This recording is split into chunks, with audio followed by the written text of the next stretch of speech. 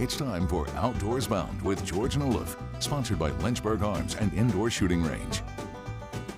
Outdoors Bound this morning, and concerning news that could affect everyone in the state who fishes, hunts, or even anyone who just loves wildlife. The state agency that oversees all of that is now facing a budget shortfall. It could mean cuts to popular fish stocking and wildlife management programs, as well as conservation policing. Our George and Olaf has more in this exclusive report. All right. Your ability to fish and to hunt are being affected by this. We're talking about money, and the Virginia Department of Wildlife Resources doesn't have enough of it. The DWR's budget is about $70 million a year, but there's a shortfall. Why?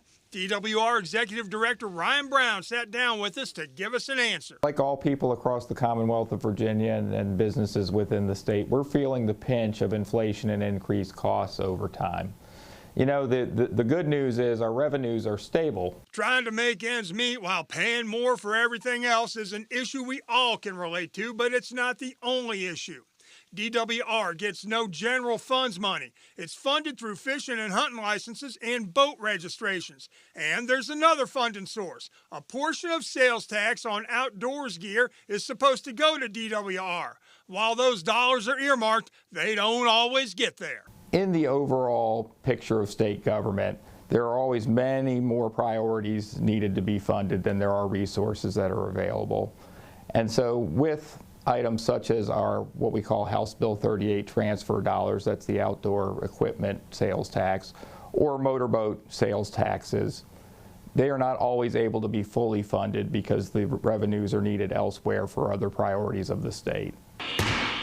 That's right, though the DWR is supposed to get that money, budget writers have the option of spending it somewhere else if they think it's necessary. That means possible cuts in the near future, but to what?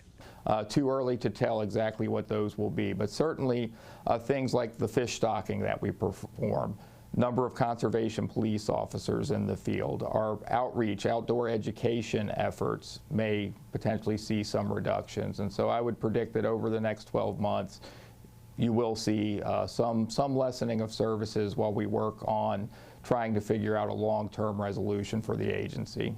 Nice fish, Bill. When it comes to fish stocking, you can see a reduction in programs like hybrid stripers. The hybrid. Hybrid. Nice hybrid. Or F1 largemouths. Holy mackerel. Or even trout.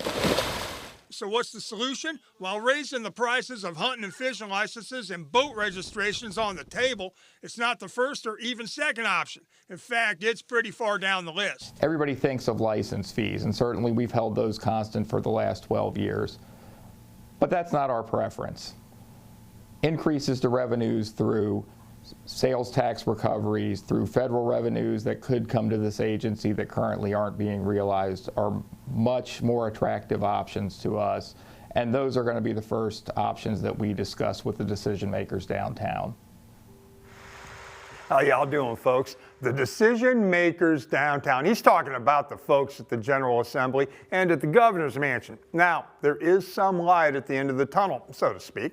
We're talking about a shortfall in the 10% range. There were additions to the state budget proposal to at least get DWR close to even on money. However, that budget has yet to be approved. I talked with Delegate Rob Bloxham. He's the lawmaker who proposed the additional VDWR budget funding. He says it's temporary and a permanent fix needs to be found. Now, one solution to this is to change the way those outdoors gear sales taxes are distributed so that DWR gets its full share. Now, that's going to take an act of the General Assembly and the governor's signature.